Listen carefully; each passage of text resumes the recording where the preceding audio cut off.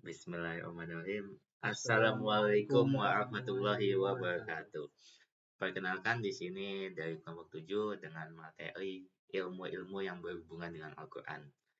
Di sini saya izin memperkenalkan diri, saya Eko Faditya dari Suara dengan NIM belakang 155. Saya Alfred Zakaria dengan NIM belakang 125. Di sini kita akan mempresentasikan membuat video tentang materi kita. Ulumul Quran yaitu dapat diterjemahkan sebagai ilmu-ilmu Al-Quran atau ilmu-ilmu yang berkaitan dengan Al-Quran. Merujuk pada disiplin ilmu yang memfokuskan diri pada pemahaman, penafsiran, dan pengkajian terhadap teks suci Al-Quran dalam Islam. Apa sih ulumul Quran itu? Ulumul Quran berasal dari bahasa Arab yang terdiri dari dua kata, yaitu ulum dan Al-Quran. Kata ulum sendiri merupakan bentuk jamak dari kata ilm. Ulum berarti al-fahmu wa al-marifat, yaitu pemahaman dan pengetahuan. Sedangkan ilm yang berarti al-fahmu wa al-idrak, yang artinya paham dan menguasai. Apa saja sih ulumul Al-Quran? Pertama ada absal Al-Quran.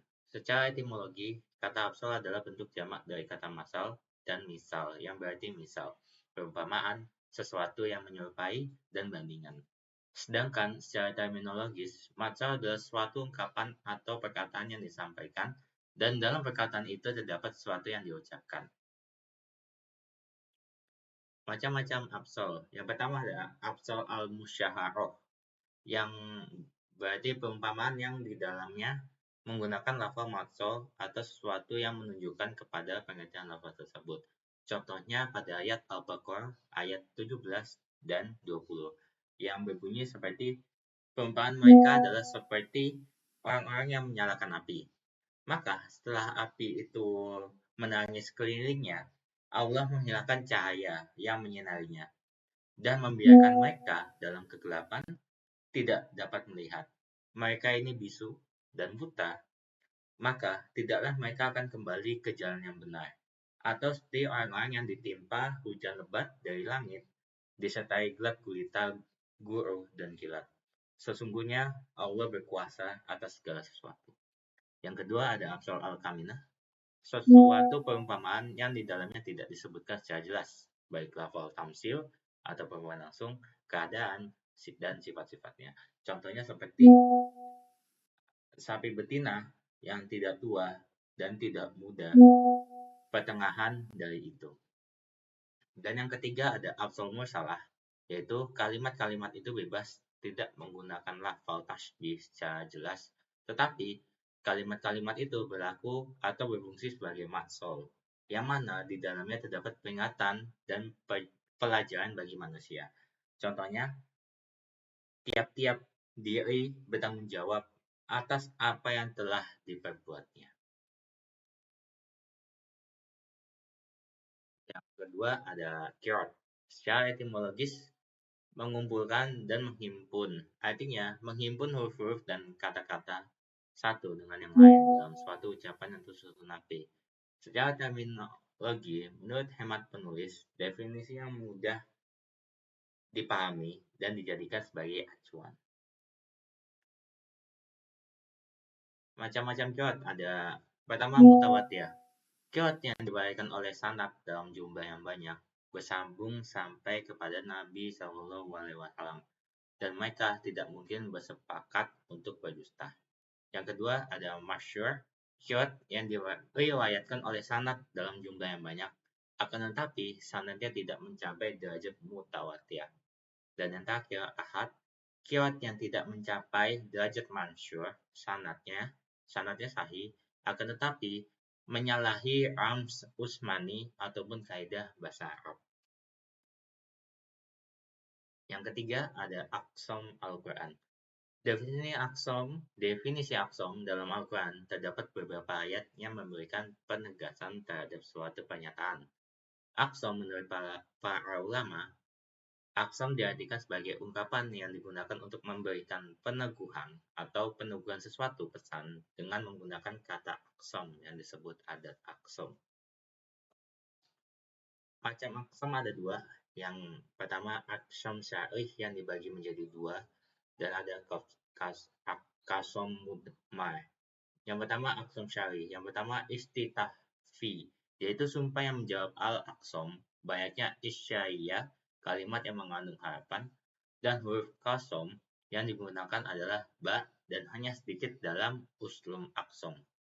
Yang kedua ada gairu istitafi, yaitu angka kabariyah atau kalimat berita yang banyak beredar di kalangan bangsa Arab dan juga di dalam Al-Quran, merupakan sumpah yang menjawab al-aqsam. Yang kedua ada kosam mudmar, yaitu kosom yang fi'il kosom dan muksam bihnya tidak disebutkan karena kalimat sebelumnya terlalu panjang, namun ditunjukkan oleh lam taukid yang terdapat pada muksam alaihi atau jawab kosong. Oke, selanjutnya saya di sini akan menjelaskan tentang ilmu balaghot Al-Quran. Secara terminologi, balaghah memiliki kesamaan dengan makna dua kata dalam bahasa Arab, yang arti kata tersebut adalah sampai. Maksud dari kata sampai tersebut adalah seperti sampainya ide atau ungkapan seseorang kepada lawan bicaranya, dengan kesesuaian makna yang ada. Sedangkan secara etimologi, ada yang mengungkapkan bahwa balaghah adalah ungkapan dengan makna yang indah. Ada juga yang mendefinisikan balaghah membetulkan makna dan tujuan yang terkandung. Untuk menguasai ilmu balaghah ini diperlukan 3 macam ilmu. Yang pertama adalah ilmu ma'ani, ilmu bayan, dan ilmu badi. Oke, yang pertama adalah ilmu ma'ani. Ilmu ma'ani ini bisa diartikan sebagai penjelasan tentang suatu hal. Dan menurut ahli bayan, ma'ani diartikan sebagai isi hati yang disampaikan dengan benar. Itu menyampaikan dengan sebenar mungkin. Terus untuk ilmu bayan adalah uh, menyingkap atau menelaah suatu hal tersebut agar semakin jelas. Dan yang ketiga adalah ilmu badi. Ilmu badi adalah sebetulnya bukan suatu hal yang penting dalam balaghah, tetapi ilmu badi ini sebagai ilmu yang dapat mengindahkan kata-kata balaghah tersebut. Oke. Selanjutnya adalah ilmu gharib Al-Quran. Secara etimologi, gharib berasal dari kata ghoraba yang mempunyai makna ba'da, yang artinya jauh atau asing. Dan secara terminologi, ilmu gharib Al-Quran adalah sesuatu yang rancu pada perkataan dan kalimat dari orang asing. Oke. Dapat diartikan juga, ilmu gharib adalah ilmu yang mengkhususkan pada tafsir pernyataan dalam Al-Quran dan penjelasannya. Penjelasan tentang ayat-ayat Al-Quran tersebut. Untuk macam-macam balaghah di sini ada 4, yaitu pertama ada saktah, imalah, ismam, dan shot yang dibaca sin. Contohnya di sini jika saktah itu adalah berhenti sebentar atau sejenak tanpa bernafas dengan niat melanjutkan bacaan Al-Quran di ayat tersebut. Contohnya itu ada di surat Yasin ayat ke-52 yang berbunyi mimmarqadina haza. Lalu untuk imalah adalah bacaan yang cara membacanya condong miring dari harokat fathah ke kasroh, dari huruf alif ke ya. Contohnya itu ada di surat Hud ayat ke-41 yang berbunyi Bismillahirrahmanirrahim. Oke. Selanjutnya adalah ismam. Ismam adalah cara membaca dengan mendengungkan nun kemudian menahan bibir di posisi maju atau monyong. Dan itu ditahan selama 1 harokat.